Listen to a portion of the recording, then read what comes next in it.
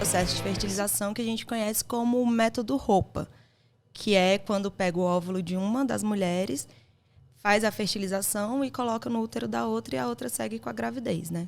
Entendi. Esse é o método. Esse não foi o método que a gente fez. Primeiro porque eu acho um método muito invasivo e se uma das pessoas tem óvulo suficiente, tem toda a capacidade de gerar, é ok. E a Érica tinha todos esses requisitos. Ela tinha óvulos suficientes, ela tinha um útero saudável, pronta para engravidar. Então, esse método de retirar o óvulo, no caso meu, que foi ela que gestou, né? Pra gente não fazia sentido. A retirada do seu óvulo foi um processo doloroso, difícil? Não, a gente não fez esse método. Ah, tá, não, entendi. A gente não fez justamente porque ela tinha óvulo suficiente. Ok. Então, pra gente, tava ok isso. Assim, eu entendo que muitos casais querem fazer esse método por as duas participarem, alguma coisa assim, tem a questão de genética e tal. Mas pra gente não fazia muito sentido. É porque não tem como ter o gameta das duas, né? Não tem, de qualquer Entendi. forma não tem, né? Mas essa é uma forma que alguns casais acham pra realmente ter participação das duas, assim. E aí vai da cabeça de cada um. No nosso caso, a gente não precisava disso, né? Pra gente. Assim, internamente, eu não precisava que os óvulos que foram gerados fossem os meus. E aí essas referências eram muito lindas, mas claramente de mulheres elitizadas, com dinheiro e tal, da gringa, espanholas, aquela vida maravilhosa de internet, né? Que a gente vê no Instagram. E aí a gente ficou assim, poxa, tem como, mas e aí? Grana. Eu lembro que na época que a gente pesquisou, há uns 5 anos atrás, os métodos, eles ficavam entre 15 e 35 mil. Nossa. Aí a gente, poxa, então... Puxado, né? Então não vai rolar. Poxa, por que vocês não adotam e tal? Cara, a adoção também é um processo que colocaram na cabeça da gente que é elitizado. Que só gente rica, que só gente que tem grana e pode adotar. Vocês pensaram em adotar?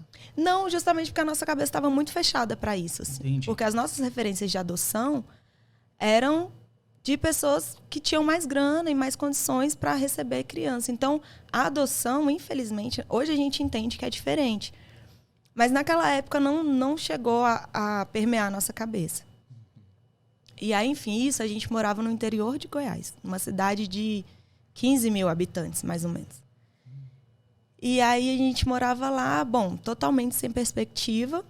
E a gente se mudou para Brasília, porque a minha mãe é daqui, eu também nasci aqui, mas eu morei muito tempo lá. Quando a gente se mudou, a gente continuou nessas pesquisas de programa de fertilização e tal. Chegamos a cogitar a inseminação caseira, que são grupos da internet que homens se dispõem a doar e fazer um processo mais caseiro e tal. Só que também era uma coisa que eu não queria, respeito muito quem faz, mas era uma coisa que eu não queria envolver terceiros, né? Se a gente tivesse que fazer, a gente faria com doador anônimo, sei lá, para minimizar questões jurídicas e tal, e não envolver mais pessoas, né? E aí a gente achou o SUS, que foi, tipo assim, foi o que eu falei, que deu um boom na nossa cabeça, e a gente falou, caraca, agora sim vai rolar muito. E aí a gente foi atrás desse sistema, chegamos lá, a nossa sorte foi que a gente deu de cara com uma equipe muito boa, muito preparada, as pessoas que a gente teve contato, né? Porque tem gente no sistema que não sabe que isso existe. Então, assim, a gente deu uma sorte de ir na médica certeira, a médica sabia do que a gente estava falando, o que a gente estava procurando. E aí, daí em diante, isso foi em 2015. Final de 2014 para 2015. E aí a gente se inscreveu, tem um programa, você se inscreve, faz exames para ver se você está apto, ver se você precisa de cirurgia. Nisso o SUS é muito incrível. Porque se você precisar de alguma cirurgia, tudo assim, eles fazem tudo. É um pouco difícil de entrar, mas quando você está dentro... Tem uma fila, uma burocracia? Tem uma fila. A gente entrou nessa fila, esperamos mais ou menos 3 anos. Não foram 3 anos completos, mas eu lembro que em abril ia fazer 3 anos que a gente entrou, ou 2. Enfim, não sei, sou péssima com datas, mas... Foram mais ou menos 3 anos, Quase a gente 3 esperou. anos. Isso, a gente entrou na fila, tivemos o primeiro contato com a médica, ela encaminhou para um outro hospital, que era o hospital de base. E aí lá eles fizeram uma triagem, fizeram vários exames, e aí mandaram a gente pro ambulatório, que é o ambulatório do HMIB, Hoje em dia ainda funciona, tá meio parado por questões políticas hoje em dia. Uhum. Inclusive, essa semana eu conversei com um casal que tá na fila e tá tendo sérias dificuldades, assim, porque o programa não tá andando. Uhum. Mas na época a gente conseguiu. E aí a gente esperou 3 anos. Quando a gente entrou assim, chegou a nossa vez, foi como se fosse um processo normal, assim, de clínica particular. Fizeram tudo, toda medicação. Aí vem a parte do... Vocês não gastaram grana? Sim, a gente gastou grana porque, na teoria, era para o SUS oferecer os exames e tudo. Só porque a gente sabe que, não, às vezes, a data não condizia. Tinha o exame para fazer, mas, por exemplo, a gente precisava entregar os exames até dia 6/7. Aí tinha data para fazer esse exame 6/12, sabe? Um pouco depois do limite, né? Mas assim, foi muito incrível. A gente gastou bem menos do que a gente gastaria num processo particular. A gente teve gasto com a compra do sêmen, porque o hospital... Foi anônimo? Foi anônimo, é um laboratório de São Paulo. Então vamos lá. A parte do laboratório de São Paulo não tem a ver com o SUS? Não. Ou é conveniado? Como é que conveniado. É conveniado do SUS, mas eu nem sei se a palavra certa é conveniado.